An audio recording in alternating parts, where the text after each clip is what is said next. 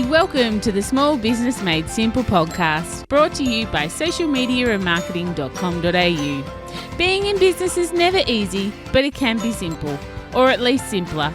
Join me, your host Jen Donovan, every week where we focus on marketing, social media, and working towards simplifying your business.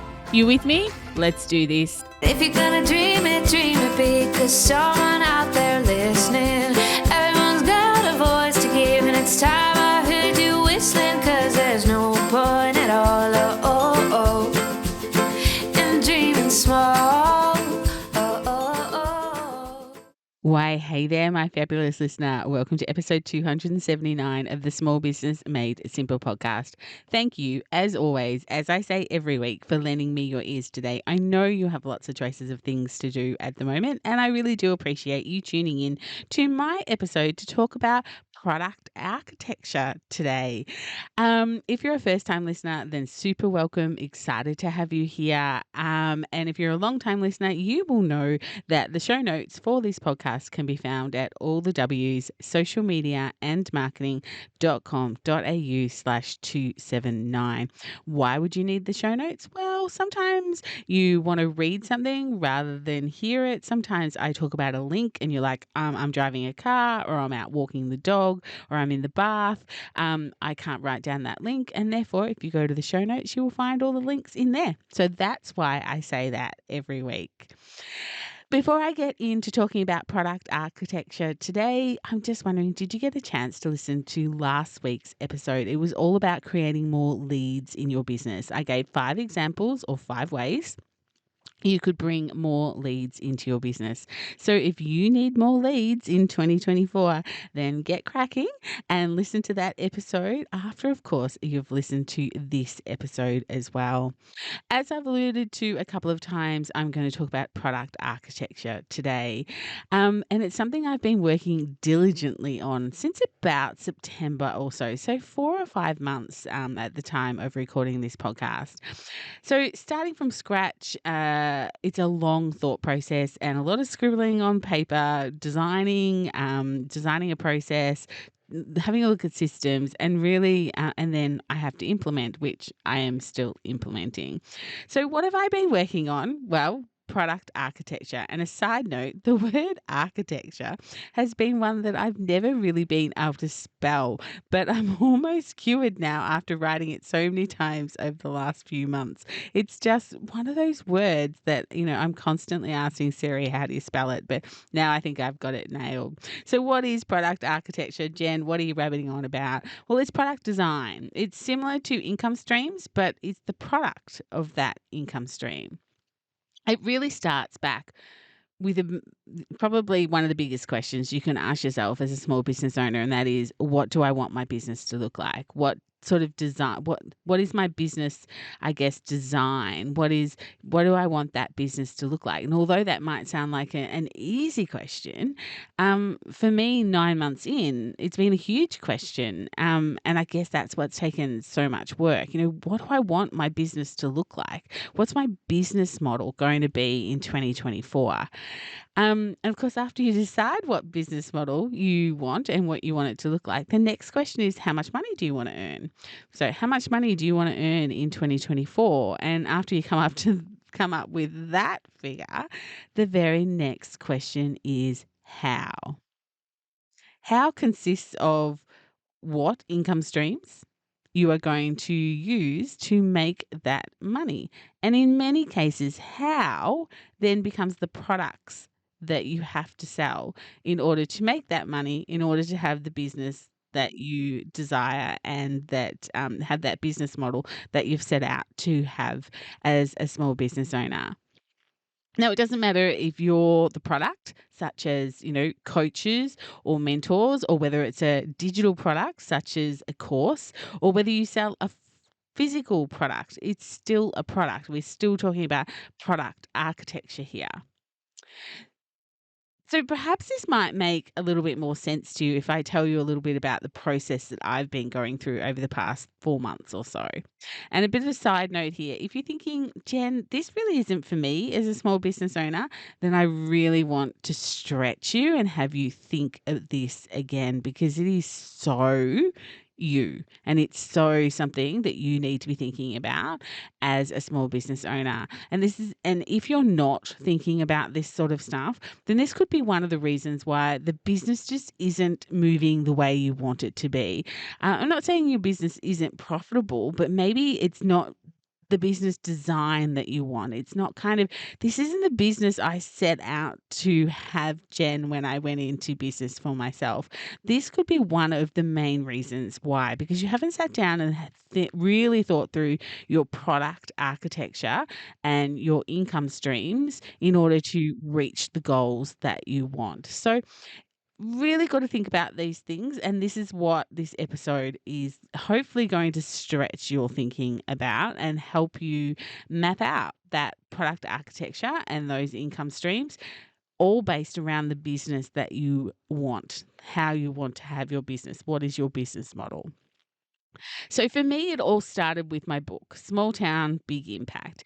If you don't happen to know, I wrote a book in 2023 and it came out at the end of 2023. It's a marketing book and it's based on 107 different marketing strategies. And I wrote the book because I was basically tired of seeing so many small business owners only having social media as their whole marketing strategy. It drove me so bonkers that I decided that one solution could be I could give them 107 different ideas. Here you go. Here's my book. Think outside the square type of thing. Of course, if you're interested in a copy of that book, you can find it on my website at socialmediaandmarketing.com.au. And I believe that now it's also available on things like Amazon and Booktopia and things like that. But if you come through my website, I get to personalize it for you and send you a cool little gift as well. And of course, it will be quicker to come through my website. All right. So for me, writing a book amazingly was not on the goal list for 2023. It's just something that happened. The story behind it is probably a little bit long-winded for this podcast, but look, it wasn't on my list. It was just something that I guess it's that whole ready, fire, aim that I live my life and run my business by, that the opportunity came up and I took it.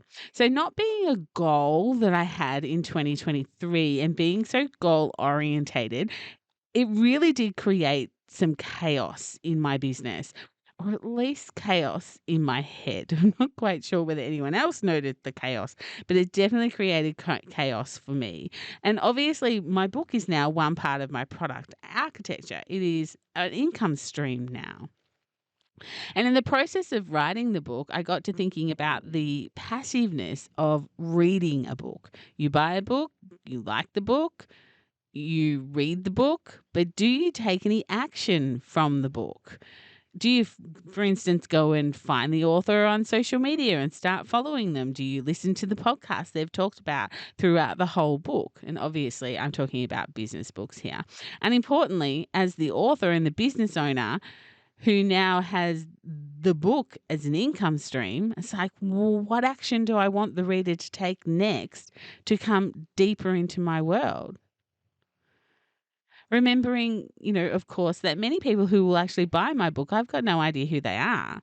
They won't all come through my website where I can gather their data, such as their name and email address, and start creating a bit of a relationship with them. People will buy it at a bookstore. People will buy it online, such as Booktopia or Amazon and things like that. So I needed a way to get those people to come potentially deeper into my world. And that's where I started to look at my products, my product architecture. What did I have to sell, or what did I have such as a lead magnet to give away in exchange for their email address and their name? Again, so I can start developing a relationship with them, so I can have them come into my community. So one of the things that I did was I created the 9-week marketing transformation program. And it's exactly what it says in the box. It is a 9-week marketing transformation program that small business owners can buy and do a self-paced marketing course to transform their marketing, to help take their business to the next level. So that was one of the products that was created through looking at, well, what's my product architecture? When someone has read the book, what do I want them to do next? Of course, if you're keen to know a little bit more about the 9-week marketing transformation program, it's on my website. You can just go to socialmediamarketing.com.au and click courses in the top menu there, and you will find it. So now I have in my product architecture, I have a book. I have an online course.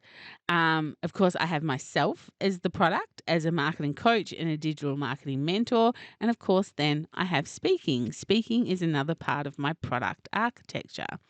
So if we go back to the first question above, where I asked, what does my business model look like? The answer is at the top, speaking, which then leads to book sales, which then leads to my 9-week marketing transformation program sales, which then leads to marketing coaching and mentoring opportunities. Now, my business model isn't quite as linear as that, obviously, because I'm dealing with humans and people come in at all different points of my funnels and things like that.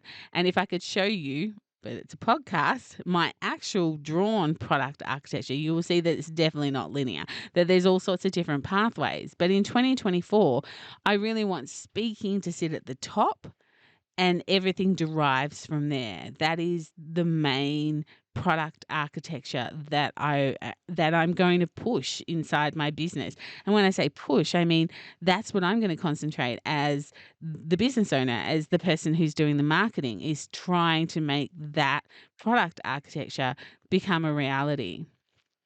And just another side note, if you have a business group, a shire council, or a chamber who might be looking for a speaker this year, I would love you to pass my details on, because that would be super great to come to your area. But also, we could have a bit of a chat in person, which sounds even better. So yeah, please feel free to pass on my details to them. So you might be thinking, Jen, well, what took 4 months to get there? What took you 4 months to create your product architecture? It sounds really quite simple. And I was just like, well, some of it was simple. Coming up with the architecture was simple, but then I had to actually create it. I didn't have a 9-week marketing transformation program. I had to write it. I had to record it. I had to create it. I had to, create sales pages and systems and email programs around that. I had to update my speaker bio, recreate my speaker kit. I had to create a show-stopping speaker proposal document. I had to update my media kit. I had to redesign some web pages. I had to create new web pages. I had to write and create email marketing sequences and welcome sequences, etc., etc. I had to create new lead magnets and so much more. And that's what I've been doing.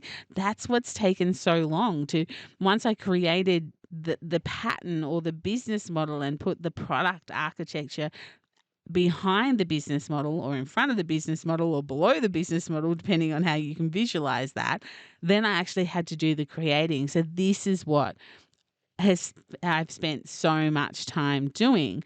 And in true Jen style, where I started, I didn't finish. And I've been tweaking and polishing and second guessing myself all along the way. My product architecture are my income streams for this year. Maybe not all my income streams, but they are the majority of my income streams.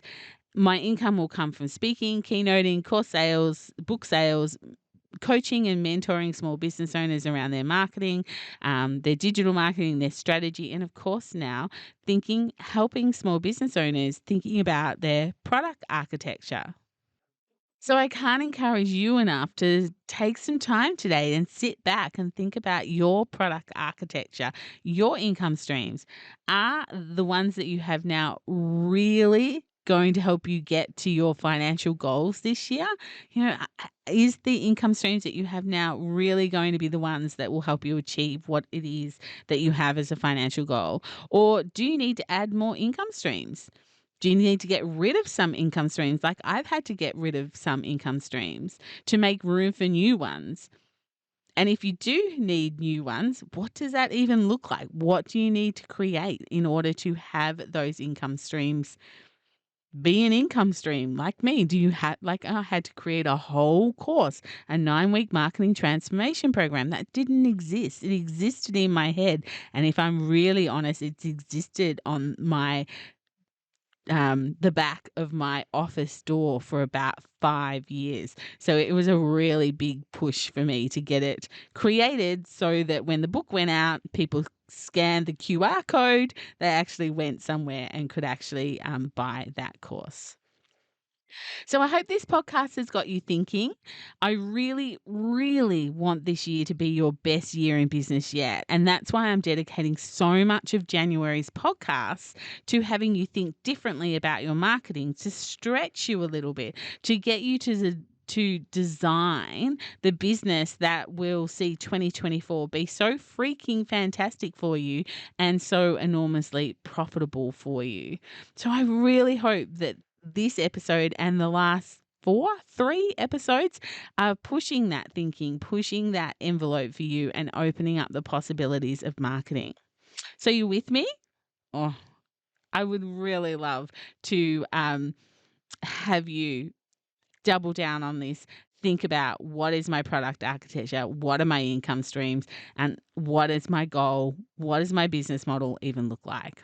Of course, if you need any help with anything like this, you can book a discovery call with me and we can talk about how I might be able to help you achieve what it is that you want to achieve in 2024. The link is in the show notes, or again, you can find it on my website.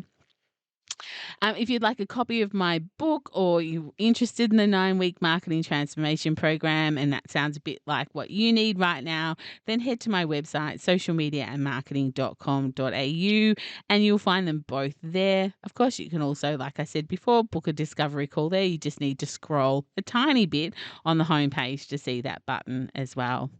And remember, you need to ask for help to get help. So if you're listening and you're kind of like, I really need help, well, you need to ask for help. No one's going to fly out of the sky and help you with your business unless you reach out and ask for help, I should say. Of course, I'd love to hear from you in the Like-Minded Business Owners Facebook group. If you're not a member there already, come and join. And let's talk about your product architecture in there. Maybe you'll inspire another small business owner, either discussing what your product architecture looks like, or even potentially asking questions around it that I can help you with on the Ask Me Anything days. But that's it for episode 279. If you love this episode and found it valuable, please take 30 seconds out of your day and leave me a rating and review. I would really love that. And if you are listening in Apple Podcasts, can I ask you a really big favor?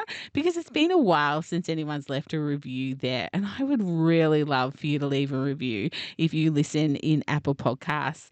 It takes a lot to produce a podcast every single week for the last 5 years. And, I really do appreciate those little words that I see come through on my website and through other places such as social media. But it's been a little while since someone's left a 5-star rating and a review on Apple Podcasts. So if that's you, please do me a favor and go and leave that. If you're not sure how to do it, then just go to the app, find my podcast, and then just scroll past all my past episodes. They're not all there, obviously. You don't have to scroll past 279 of them, but then you'll get to the place where you can leave a rating and review.